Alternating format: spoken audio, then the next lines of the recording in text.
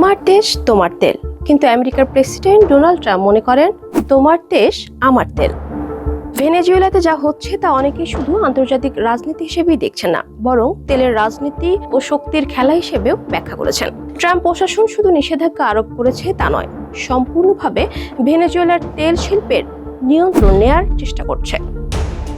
Venezuela Latin আমেরিকার তেল সমৃদ্ধ একটি দেশ, কিন্তু প্রাকৃতিক সম্পদের প্রাচুর্য থাকা সত্ত্বেও দেশটি বছরের পর বছর ধরে অর্থনৈতিক সংকট, রাজনৈতিক অস্থিরতা আর আন্তর্জাতিক চাপে বিপর্যস্ত। এই সংকটের পেছনে বড় একটি নাম যুক্তরাষ্ট্র।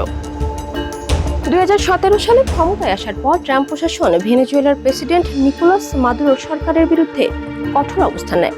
যুক্তরাষ্ট্র মাদুরো সরকারকে স্বৈরশাসক আখ্যা দেয় এবং একের পর এক অর্থনৈতিক নিষেধাজ্ঞা আরোপ করে। এর মূল লক্ষ্য ছিল মাদুরো সরকারকে ক্ষমতা ছাড়তে বাধ্য করা। এছাড়া ট্রাম্প প্রশাসন ভেনেজুয়েলার রাষ্ট্রীয় তেল কোম্পানির উপর নিষেধাজ্ঞা দেয়, যার ফলে দেশটির তেল রপ্তানি মারাত্মকভাবে ক্ষতিগ্রস্ত হয়। যেহেতু ভেনেজুয়েলার অর্থনীতি অনেকটাই তেলের উপর নির্ভরশীল, তাই এসব নিষেধাজ্ঞায় সরাসরি প্রভাব পড়ে সাধারণ মানুষের জীবনে। এ সময় যুক্তরাষ্ট্র ভেনেজুয়েলার বিরোধী নেতা হুয়ান গুয়াইদোকে অন্তর্বর্তী প্রেসিডেন্ট হিসেবে স্বীকৃতি দেয়। অন্যদিকে মাদুরো সরকার দাবি করে যুক্তরাষ্ট্রের নিষেধাজ্ঞাই ভেনেজুয়েলার মানবিক সংকটের প্রধান কারণ।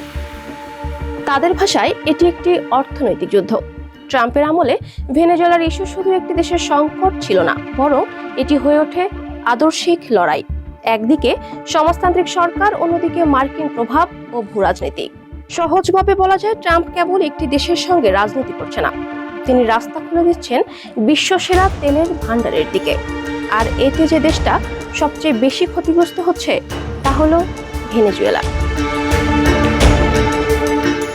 দেশ বিদেশের যে কোনো তথ্য পেতে চোখ রাখুন ক্যাম্পাস টাইমসের ফেসবুক পেজ ও ইউটিউব চ্যানেলে।